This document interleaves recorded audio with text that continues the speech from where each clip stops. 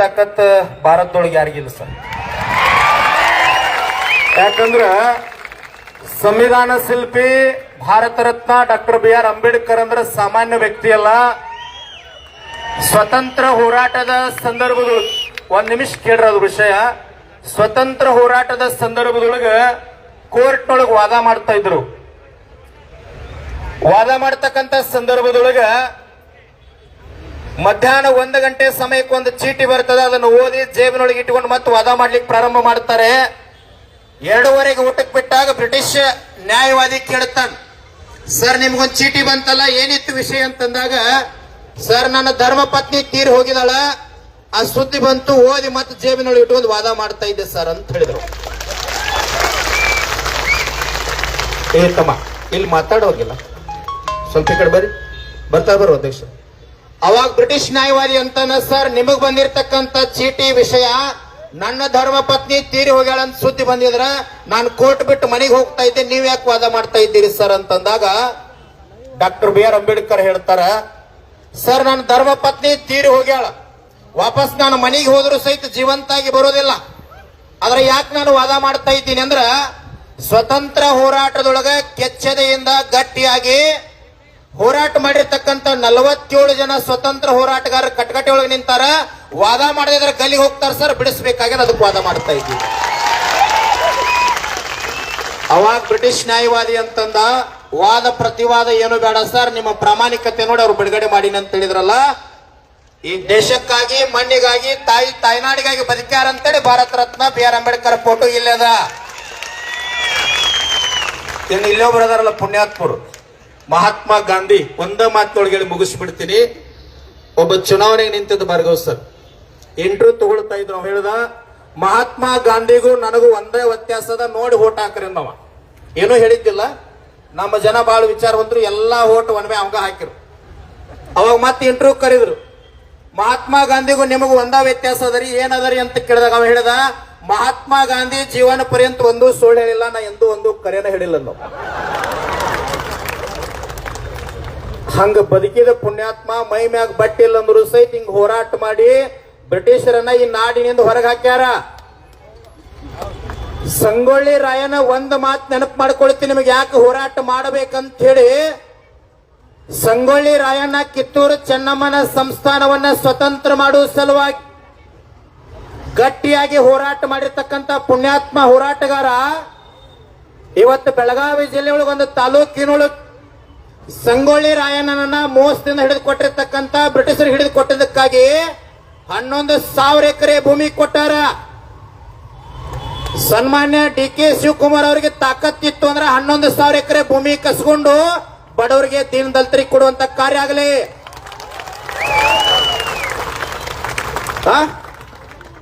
ಅಲ್ಲ, ವಿಧಾನಸೌಧನು ಅಳಿಬೇಕಾಗ್ತದೆ ಇನ್ನು ಕೆಲವು ದಿನದಾಗ. ಇಲ್ಲಿ ಬಿಡದಿ ಟೌನ್ಶಿಪ್ ಅಂತ ಮಾಡ್ಲಿಕ್ಕಂತ ಅದು ನಾಳೆ ಹೋರಾಟದ ಭಾರ್ಗವ್ ಸರ್. ನಮ್ಮ ಬದುಕ ಸಂಚಾರ ಆಗಿಬಿಟ್ಟದ.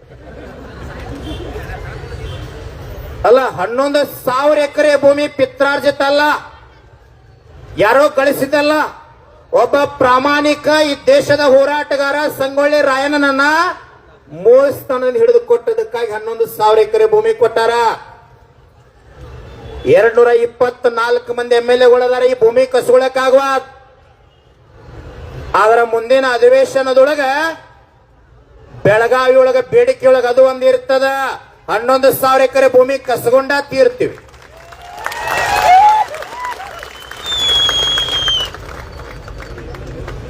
ಕಮಿಷನರ್ ಬಂದ್ರಿ, ಒಳ್ಳೆ. ಕರ್ನಾಟಕ ರಾಜ್ಯ ರೈತ ಸಂಘಕ್ಕೆ, ಅನ್ನದಾತನಿಗೆ, ಭೂಮಾಪಕರಿಗೆ,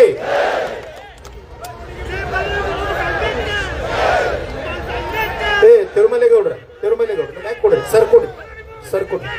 ಕೊಡ್ ಸರ್, ಕೊಡ್ ಸರ್, ಕೊಡ್. ಸರ್ ಕೊಡಿ ಸರ್, ಕೊಡ್ ಸರ್, ಕೊಡ್.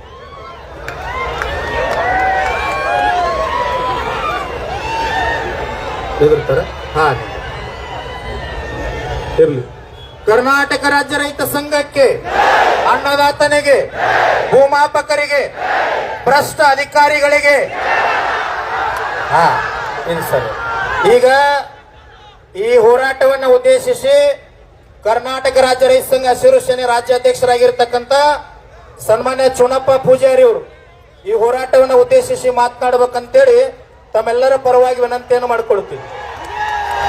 ಸರ್ ಭಾರ್ಗವ್ ಸರ್ ಈ ಕಡೆ ಬರ್ರಿ, ಅವ್ರು ಸರ್ ಮ್ಯಾಕ್ ಕುಣಿಸ್ ಬರ್ರಿ. ಇಲ್ಲಿ ಇಲ್ಲರ ಹಿಂದ್ ಸರಿಯಪ್ಪ, ಸ್ವಲ್ಪ ಹಿಂದ್ ಸರಿದ್ ಬಿಡ್ರಿ, ಸ್ವಲ್ಪ ಎಲ್ಲರೂ ಹಿಂದ್ ಸರಿದಿ, ಈ ಕಡೆ ಗದ್ದಲ ಮಾಡಬೇಡ್ರಿ. ಇಲ್ಲಿ ಕಮಿಷನರ್ ಸರ್ ಮತ್ತು ಪೊಲೀಸ್ ಅಧಿಕಾರಿಗಳು ಬಿಟ್ಟು ಎಲ್ಲ ಹಿಂದ್ ಸರ್ರಿಪ್ಪ. ಷಣ್ಮುಖ್ ಸರ್ ಈ ಕಡೆ ಬರ್ರಿ, ಈ ಕಡೆ ಬರ್ರಿ ಸರ್, ಕೊಡ್ರಿ. Yes sir, yes. ಇಲ್ಲ ಸರ್ ನಿಂತ್ಕೊಂಡ ನಮ್ಮ ಮಾತು ಕೇಳ್ತಾರಂತ ಜೋರಾಗಿ ಚಪ್ಪಾಳೆ ಮೂಲಕ ಸ್ವಾಗತ ಮಾಡಿಕೊಡ್ರಿ.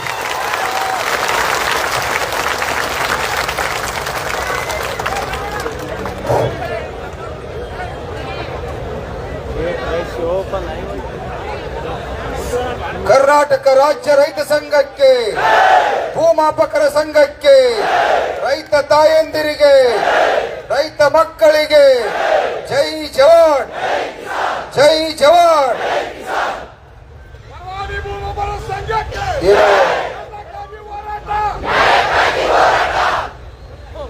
ಮೊದಲನೇದಾಗಿ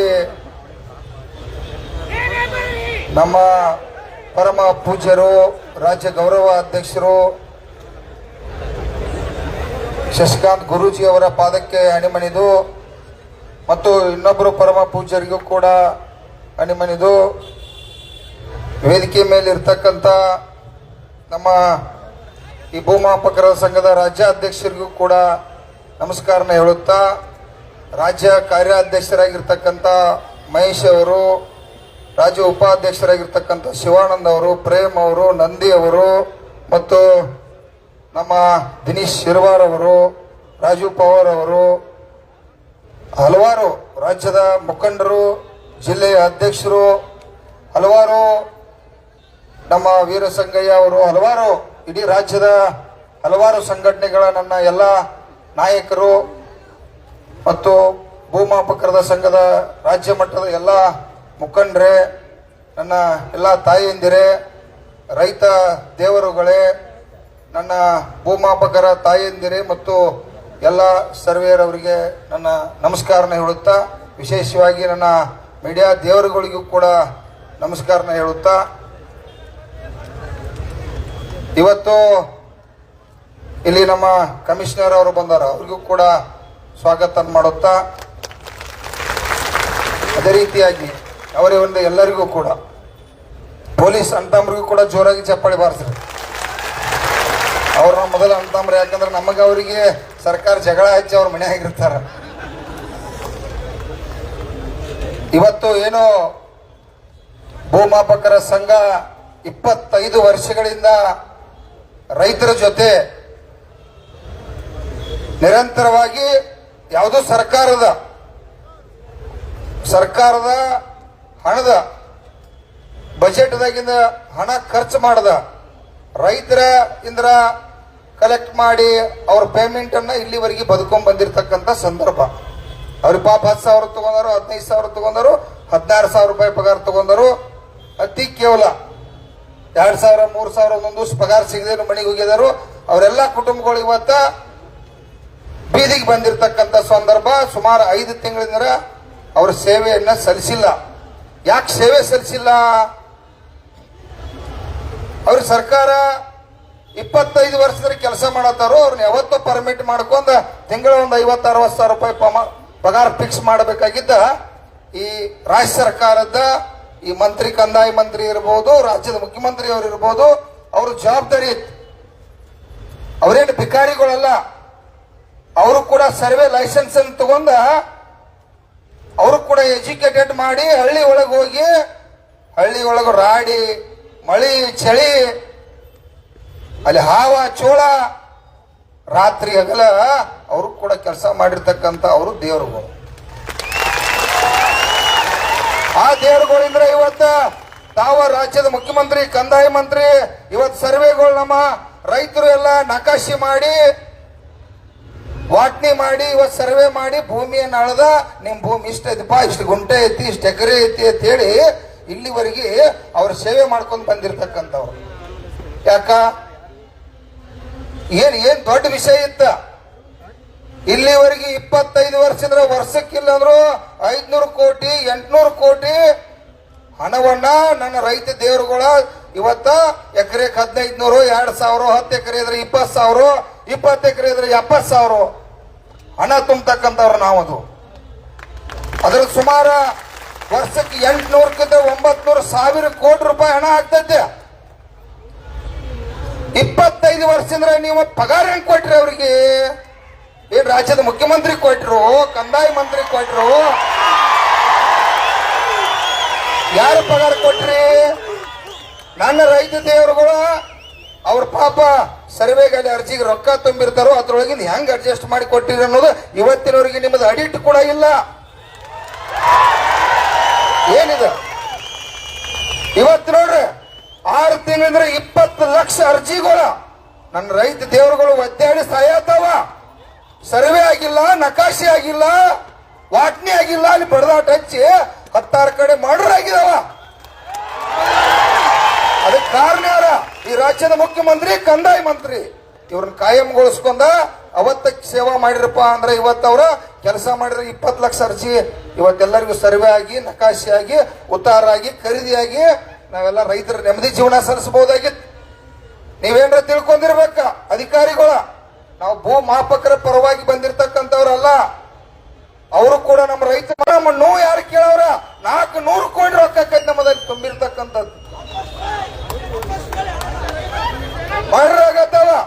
ದಿವಸ ರೈತರ ಗಲಾಟೆ ಆಗತ್ತೆ, ಅಲ್ಲಿ ಪೊಲೀಸ್ ಅಂತಂದ್ರ ನಾವು ಗಲಾಟೆ ಬಗೆಹರಿಸಿ ಮರ್ಡರ್ ಆಗ್ತಕ್ಕಂಥದ್ದು ನೋಡ್ರಿ. ಇವತ್ತು ಅಧಿಕಾರಿಗಳು, ಕಮಿಷನರ್ ಸಾಹೇಬ್ರ ಬಂದಿರಿ, ನಮಗ ರಾಜ್ಯದ ಮುಖ್ಯಮಂತ್ರಿ ಬಂದ್ರು ಅಷ್ಟೇ, ಕಮಿಷನರ್ ಅವ್ರು ಬಂದ್ರು ಅಂತ ನಮ್ಮ ಹೋರಾಟ ಏನಾಯ್ತಪ್ಪ ಅಂತಂದ್ರ ಇವ್ರನ್ನ ಕಾಯಂಗೊಳಿಸ್ಬೇಕು, ಅವ್ರಿಗೆ ಪೇಮೆಂಟ್ ಫಿಕ್ಸ್ ಆಗ್ಬೇಕು. ಏನ್ 50,000 ಕೊಡ್ತಿರೋ, ನಿಮ್ದು ಏನಾದ್ರು ಸರ್ಕ್ಯುಲೇಷನ್ ಐತಿ 60,000 ಕೊಡ್ತಿರೋ, 70,000 ಕೊಡ್ತಿರೋ, ಅವ್ರ ಪೇಮೆಂಟ್ ಫಿಕ್ಸ್ ಆಗ್ಬೇಕು. ಬೆಳಿಗ್ಗೆ ನಮ್ಮ ಎಲ್ಲಾ ಸರ್ವೆ ಕೆಲಸಗಳು ಪ್ರಾರಂಭ ಆಗ್ಬೇಕು. ಆ ಉದ್ದೇಶಕ್ಕಾಗಿ ಇವತ್ತು ನಾವು ಸಾವಿರಾರು ಜನ ಬೀದರ್, ಬೆಳಗಾವಿ, ಬಾಗಲಕೋಟೆ, ಮಂಡ್ಯ, ಮೈಸೂರು, ಇಡೀ 31 ಜಿಲ್ಲೆ ಅಂದ್ರೆ ನನ್ನ ರೈತ ದೇವರುಗಳು ಕೂಡ ಇಲ್ಲಿ ಭಾಗವಹಿಸಿರ್ತಕ್ಕಂಥದ್ದು. ಏನ ನೀವೇನ ನಿಮ್ಮ ಅಪ್ಪಗಳ ಮನೆಯಿಂದ ರೊಕ್ಕ ಕೊಡತ್ತೀರಿ? ರಾಜ್ಯದ ಮುಖ್ಯಮಂತ್ರಿ ಅವರ ಅಪ್ಪರ ಮನೆಯಿಂದ ರೊಕ್ಕ ಕೊಡತ್ತಾರೋ, ಕಂದಾಯ ಮಂತ್ರಿ ಕೊಡತ್ತಾರೋ, ಅಧಿಕಾರಿಗಳು ಕೊಡತ್ತೀರಿ? ಇಲ್ಲ, ನಾವು ರೊಕ್ಕ ತುಂಬಿದ್ವು. ಈಗ 19 ಲಕ್ಷ ಅರ್ಜಿಗೆ ಸುಮಾರು 300-400 ಕೋಟಿ ರೂಪಾಯಿ ಹಣ ಆಗ್ತದ. ಅದ್ರೊಳಗಿಂದ ಬರೀ ಇವರಿಗೆ ಒಂದು 200-300 ಕೋಟಿ ರೂಪಾಯಿ, ಒಂದು 50-60 ಸಾವಿರ ಪಗಾರ ಮಾಡ್ರ ಅವರ ಜಗಳ ಇಲ್ಲ. ಅಂದ್ರ ನೀವೇನಾದ್ರು ಸರ್ಕಾರ ವತಿಯಿಂದ ಕೊಡ್ರಿ, ಇವ್ರನ್ನ ಪೇಮೆಂಟ್ ಮಾಡ್ರಿ, ನಮ್ಮನ್ನ ವಸೂಲಿ ಮಾಡ್ತೀರಿ, ನಮ್ಮನ್ನ ಸುಲಿಗೆ ಮಾಡ್ತೀರಿ, ನಮ್ಮ ರೊಕ್ಕ ಇವ್ರಿಗೆ ಕೊಡುವಾರಿ. ಇವತ್ತ 25 ವರ್ಷ ಆತ ಸರ್ವೇರಿಗೆ ವರ್ಷಕ್ಕೆ 500 ಕೋಟಿ ರೂಪಾಯಿ ರೇಟ್ ಆತ ರೊಕ್ಕ. ಅಧ್ಯಕ್ಷರ ಗುರುಗಳು ದೇವ್ರ ಒಂದು 15-20 ಸಾವಿರ ಕೋಟಿ ರೂಪಾಯಿ ಆತ. ಏನ್ ಮಾಡಿರಪ್ಪ ಇದನ್ನೆಲ್ಲ ರೊಕ್ಕ? ವರ್ಷಕ್ಕೆ ಬಾಳದ್ರ ನಮ್ಮ ಅಧ್ಯಕ್ಷ ಹೇಳ್ತಿದ್ದ, ರಾಜ್ಯಾಧ್ಯಕ್ಷ, ವರ್ಷಕ್ಕೆ 5-6 ಕೋಟಿ ರೂಪಾಯಿ ಖರ್ಚದಾಗ ಇವ್ರನ್ನ ದಾಟಿಸಿ ಬಿಡ್ತಾರಂತ. ಉಳಿದದ್ದೆಲ್ಲ ಏನ ನೋಡ್ರಿ, ಸಿದ್ದರಾಮಯ್ಯ ಸಾಹೇಬ್ರು ಕೂಡ ಇವರು ಹೋರಾಟಕ್ಕೆ ಭಾಗವಹಿಸಿ, ನೀವ್ ಹೆದರ್ಬೇಡ್ರಿ, ಅವಾಗ ಯಾರು ಮಂತ್ರಿ ಇದ್ರು, ಇವ್ರನ್ನ ಕಾಯಂಗೊಳಿಸ್ರಿ, ಪಾಪ 20 ವರ್ಷ ಹಗಲ್ ರಾತ್ರಿ ಇವರೆಲ್ಲ ಸೇವಾ ಮಾಡ್ಯಾರು ಅಂತ ಹೇಳಿ ಸಿದ್ದರಾಮಯ್ಯ ಅವರ ರಾಜ್ಯದ ಮುಖ್ಯಮಂತ್ರಿ ಇದ್ರಿಕಿಲ್ಲ. ಅವಾಗ ಹೇಳಿ ಮುಖ್ಯಮಂತ್ರಿಯಾಗಿ 3 ವರ್ಷ ಮಕ್ಕೊಂದ್ರಿ. ನಮಗೆ ಯಾರ್ದು ಬಿಡೇ ಇಲ್ಲ, ಯಾವ ಪಕ್ಷಕ್ಕೂ. ನಾವ ರೈತ ಸಂಘದವ್ರ ನಮ್ಮ ಗುರೂಜಿ ಅವ್ರ ನೇತೃತ್ವ, ನನ್ನ ರೈತ ಎಲ್ಲ ರಾಜ್ಯದ ಮುಖಂಡರು ತಾವೆಲ್ಲ ನಮಗ್ ಭಯ ಇಲ್ಲ. ನಮಗ್ ಭಯ ಅನ್ಯಾಯ ಮಾಡ್ತಕ್ಕಂಥವ್ರ ವಿರುದ್ಧ ಸರಿ ಮಾಡ್ತಕ್ಕಂಥದ್ದು ಅಷ್ಟೇ ನಮ್ಮದು ಹೋರಾಟ. ಯಾವುದೋ ಇರ್ಲಿ, ಯಾಕೆ ಕರುಣೆ ಬರ್ಲಿಲ್ಲ ಸರಿ? ಯಾಕ್ರಿ ಬೆಳಿಗ್ಗೆ ಎದ್ದ 6 ಗಂಟೆ ಕೆಲ್ಸಕ್ಕೆ ಹೋಗ್ತಾರೆ ಇವ್ರ, 12 ಗಂಟೆ ಮಾಡಿ ನಾವು ರೈತರು ಸಿಗುತ್ತೋ ಇಲ್ಲೋ 16 ಮಂದಿನ ನಮ್ಮ ವಾಟ್ನಿಗಳು ಕೂಡಿಸಿ, ಅಂತಮ್ರೆಲ್ಲ ಕೂಡಿಸಿ, ಅಣ್ಣ ಅಪ್ಪ ಅಂದು ಪ್ರಸಂಗ ಪತ್ರ ಪೊಲೀಸರು ಕರ್ಕೊಂಡು ಆ ರೈತರಿಗೆ ವಿಶ್ವಾಸ ತಗೊಂಡು ಕಾಲು ಬಿದ್ದಾಗುವತಕ್ಕ ಸರ್ವೆ ಮಾಡಿ, ದೇವರುಗಳು ಸರ್ವೆ ಮಾಡಿ ಕೊಟ್ಟಾಗ ಆಗ್ತೈತೆ. ಕಮಿಷನರ್ ಸಾಹೇಬ್ರ, ನಿಮಗೆ ನೆನಪಿರ್ಲಿ, ನೀವು ಇಲ್ಲಿವರೆಗೆ ತಾವು ನಿಮ್ಮ ಮೇಲೆ ನಮಗ ಅದೇನೇನಾಯ್ತು ನಿಮಗೆ ಗದ್ದಲ ನಮಗ್ ಸಂಬಂಧ ಇಲ್ಲ. ನಾ ಏನ್ ಹೇಳ್ತೀನೋ 6 ತಿಂಗಳಿಂದ ಸಾಹೇಬ್ರ ನೀವ ಸರ್ವೆನ ಮಾಡಿಸಿರ ತಿಳ್ಕೊ, ಇವ್ರು ಭೂಮಾಪಕರು ಇವ್ರು ಸರಿ ಇಲ್ಲ ಹಿಂಗಿಲ್ಲ ಅಂತ ಹೇಳಿ ಬಿಟ್ಟು ನೀವು ಸರ್ವೆ ಮಾಡಿಸಿದ್ರ ನಾವು ರೈತರಲ್ಲಿ ಬರೋ ಪರಿಸ್ಥಿತಿ ಇರ್ಕಿಲ್ಲ. ಆದ್ರ ನಮಗ ಇವತ್ತು ಅರ್ಥ ಆಗೈತಿ, ಈ ಭೂಮಾಪಕರಿದ್ರ ಮಾತ್ರ ಸರ್ವೆ ಆಗ್ತೈತಿ. ಯಾಕಂದ್ರೆ 20 ಲಕ್ಷ ಅರ್ಜಿ ಸ್ಟಾಕ್ ಕೊಡ್ತಾ ನಿಮ್ ಬೇರೆ ಉದ್ಯೋಗ ಏನೈತಿ? ಇದು ಕಂದಾಯ ಮಂತ್ರಿ ತೆಗೆದಾನೆ ಶ್ರೀಕೃಷ್ಣ, ಯಾರು ನಮ್ಮ ಬೈರೇಗೌಡ ಮೊದಲಿದ್ದವ್ರಪ್ಪ ಬೈರೇಗೌಡ ಸಾಹೇಬ್ರ ಇಡೀ ಬಹಳ ಜ್ಞಾನವಂತರ ಬಹಳಷ್ಟ ವಿಷಯಗಳನ್ನ ಕಂದಾಯ ಒಳಗೆ ಬದಲಾವಣೆ ಮಾಡ್ಲಿಕ್ಕೆ ಈ ಸಣ್ಣ ಕೆಲಸ ಈ ಸರ್ವೇರ ಬೀದಿಗೆ ಬಂದವರು ಇದ್ರ ಲಕ್ಷಾಂತರ ಜನ ಬೀದಿಗೆ ಬರೋ ತರದ್ ಯಾಕೆ ಜ್ಞಾನ ಬರ್ಲಿಲ್ಲ? ನೋಡ್ರಿ, ಇವತ್ತು ನಾವೊಂದು ತೀರ್ಮಾನಕ್ಕೆ ಬಂದು ಕಮಿಷನರ್ ಸಾಹೇಬ್ರು ಬಂದಾರ. ಕಮಿಷನರ್ ಸಾಹೇಬ್ರಿಗೆ ನಮ್ಮ ರಾಜ್ಯಾಧ್ಯಕ್ಷ ಪಾಪ ತಿರುಮಲೇಗೌಡರ ಸಮಾಧಾನ ಇಲ್ಲಿ ಹೋದ್ರ ಅದಾರಣ, ಬಹಳ ಸಮಾಧಾನ ವ್ಯಕ್ತಿ, ಪಾಪ ಒಳ್ಳೆ ಮನುಷ್ಯ. ಯಾಕಂದ್ರ ಬಹಳ ಸೌಜನ್ಯದಿಂದ ಇವತ್ತು ಸರ್ಕಾರಗಳಿಗೆ ವಿಚಾರಣೆ ಮುಡಿಸ್ತಕ್ಕಂಥವ್ರು. ಆದ್ರೆ ಈ ಸರ್ಕಾರ ಅಷ್ಟ ಹಗುರವಾಗಿ ಇರ್ತಕ್ಕಂಥವ್ರಲ್ಲ, ಅಧಿಕಾರಿಗಳು ಕೂಡ ಹಗುರವಾಗಿ ಇರ್ತಕ್ಕಂಥವ್ರಲ್ಲ. ಇವತ್ತ ನಮಗೆ ಬೇಜಾರಾಕೈತೆ, IAS IPS ಇವನ್ನೆಲ್ಲ ಕಲಿಸಿ ಈ ರೈತರನ್ನ ಬಡವ್ರನ್ನ ಈ ಕಷ್ಟದಲ್ಲಿ ಉದ್ಯೋಗ ಮಾಡ್ತಕ್ಕಂಥವ್ರನ್ನ ಕಾಪಾಡ್ಲಿಕ್ಕೆ IAS IPS ಒಂದು ಕಾರ್ಯಾಂಗ ಮತ್ತು ಶಾಸಕಾಂಗ ವ್ಯವಸ್ಥೆ ಐತೆ. ಸರ್ ಸಾಹೇಬ್ರು ಕೂಡ್ರಿ ಅದ್ರ ಇನ್ನ ಹೋಗುದಿದೆ ಜಾತ್ರೆ, ಅದಕ್ಕೆ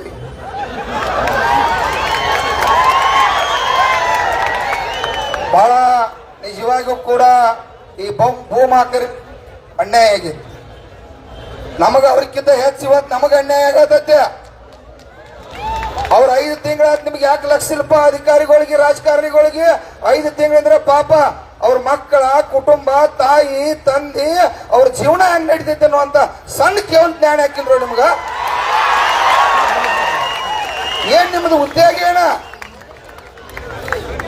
ಕಂದಾಯ ಮಂತ್ರಿ ಅವ್ರ ಉದ್ಯೋಗ ಏನ? ಅಧಿಕಾರಿಗಳದ ಉದ್ಯೋಗ ಏನ?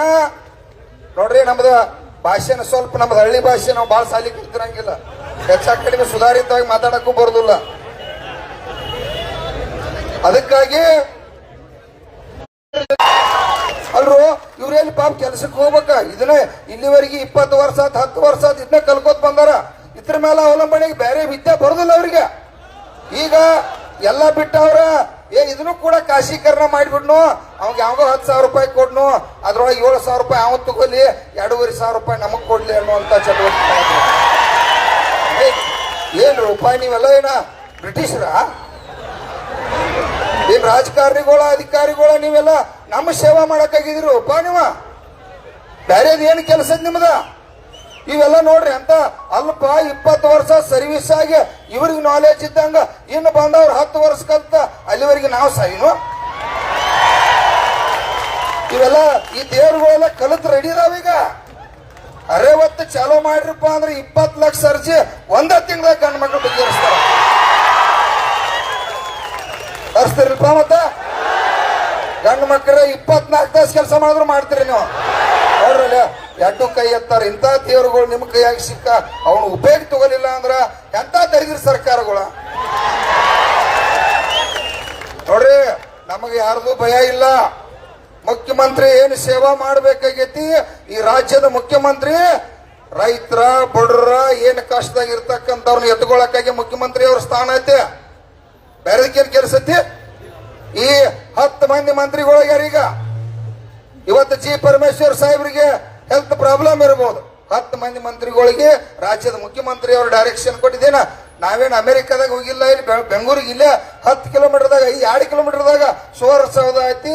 CM ಅವರು ಬೆಂಗಳೂರಾಗಿರ್ತಾರೋ, ಎಲ್ಲಾ ಮಂತ್ರಿಗಳು ಬೆಂಗಳೂರಾಗಿರ್ತಾರೋ. ಬರೀ ಇಲ್ಲಿ ಏನ್ ಮಾಡ್ತಾರಪ್ಪ ಅಂದ್ರ ಪೊಲೀಸ್ ಅಣ್ತಂಬ್ರಿಗೆ ನಮಗ ಇಲ್ಲ ಅದು ಹಾಗೆ ಇದು ಹೀಗೆ ಹಂಗ ಹಿಂಗ ಇದನ್ನ ಪಾಪ ಪೊಲೀಸ್ ರಸ್ತಾರು. ಪೊಲೀಸ್ ಅಣ್ತಂಬ್ರ ಏನ್ ಹೇಳ್ತಾರೋ, ಇಲ್ರಿ ಸಾಹೇಬ್ರ ಅವ್ರು ಅಲ್ಲಿ ಹೋಗ್ಯಾರ್ರಿ ಇಲ್ಲಿ ಹೋಗ್ಯಾರ್ರಿ, ಅವ್ರು ಎಲ್ಲೇ ಹೋಗ್ಲಿ.